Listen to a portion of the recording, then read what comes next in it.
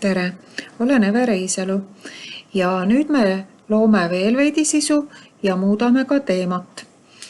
Lisame siit uue slaidi alt, slaidide valikust, pealkiri ja 2 veergu. Paneme siia jälle pealkirja ja seda veergudega kasutamist on hea rakendada siis, kui meil on näiteks vaja midagi võrrelda või kui meil on väga palju teksti, märksõnu, et siis saame nad paigutada 2 veergu.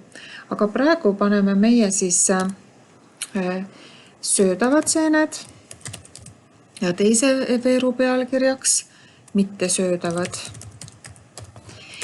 Ja nagu on näha, siis kirja suurus on väga väike. 14 kohe üldse mitte ei sobi. Et alates 20 peaks olema kirja suurus ja mina valin siit valikust 24. Ja siin täpselt samamoodi. Teen selle pealkirja aktiivseks ja muudan suuruse. Nii. Ja nüüd ma siia alla täpploendit kasutades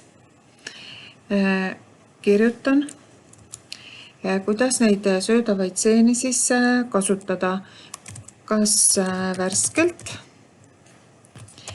või siis kupatatult. Nii, tegin loendi, panin semikooloni vahele ja kui loend lõppes, panin lõpupunkti. Ja mitte söödavad seened, need siis jälle kasutan täpploendit. Need seened on siis kas mürgised või siis halva maitsega ja seetõttu me neid ei söö. Nii, siia võib ka nüüd pilte juurde lisada ja nendele viidata. Tekst, mida on üldtuntud ja teada, sellele tekstile me kuskilt internetist viidet otsima ei pea.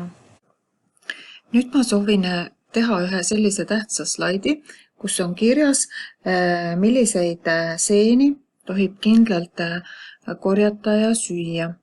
Selleks ma lähen siia uue slaidi valimise kohta ja kuna ma tahan ainult ühte lauset, siis on variant, kas ma võtan näiteks jaatise päise või ainult pealkirja või hoopis niimoodi pealdis või võtta põhipunkt, aga ma võtan selle, kus on keskel see tähtis lause. Klõpsan siia ja kirjutan korja ja söö seeni, mida kindlalt tunned. Ja seda võiks panna 2 reale. Ja nüüd ongi sisu valmis. Kui ma ka soovin seda selle slaidi kujundust muuta, siis ma lähen selle slaidi peale, teen parema hiireklõpsu ja siin on nüüd võimalus näete rakenda küljendust siin keskel ja ma saan muuta seda küljendust. Vaatame, kui ma klõpsan siia, see küljendus muutub. Et rakenda küljendus, et kui hiljem tahate midagi muuta, siis tegelikult siin ei pea hakkama seda slaidi uuesti tegema, vaid saab parema hiireklõpsuga, minnes selle slaidi peale, seda küljendust muuta. Nüüd, kuidas muuta slaidide teemat? Kõige parem muidugi on selline valgel taustal, vaatajatel, kuulajatel väga hea jälgida. Aga kui soovitakse mingit temaatilist või teistsugust teemat, siis tavaliselt on teemade valiku lahter tekkinud siia paremale poole, aga minul on see siit praegu kadunud. Siis me selle teema saame siit ülevalt, muuda teemat ja nüüd ilmub see siia kõrvale, kus me saame teemat valida. Ja otsin siit välja, kui ma selle peal klõpsan, siis ta muudab kõik ära. Aga kui on pilte ja nooli ja asju pandud, siis näete, see kujundus võib kõik paigast ära nihutada. Proovime järgmist. Täpselt samamoodi on see läinud paigast ära. Nii, siin on hoopis teistsugune kirjastiil. Nii, vaatame, mis siin veel antakse. Et see on nüüd jätnud samaks, aga avaslaid on selline teistsugune. Et siit saab siis otsida ja valida, aga kindlasti tuleb siis sisu üle vaadata, et kõik oleks kena ja korrektne, kõik oleks nii nagu peab. Ja kindlasti tuleb üle vaadata ka kirja suurus, et kas kirja suurus on selline, nagu meie oma esitlusse panime.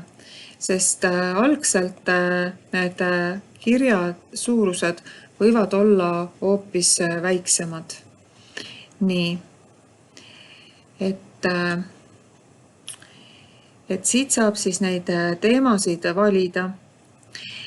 Mina jätan siiski selle valge omale alles.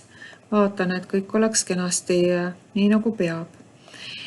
Tegelikult on võimalus panna ka ühele slaidile näiteks taustapilt. Võtame siit ülevalt muuda tausta. Ja siit ma saan nüüd kas selle slaidi tausta värvi muuta. Nii. Võtan tagasi, sest see mulle ei meeldi. Või ma saan panna kujutise.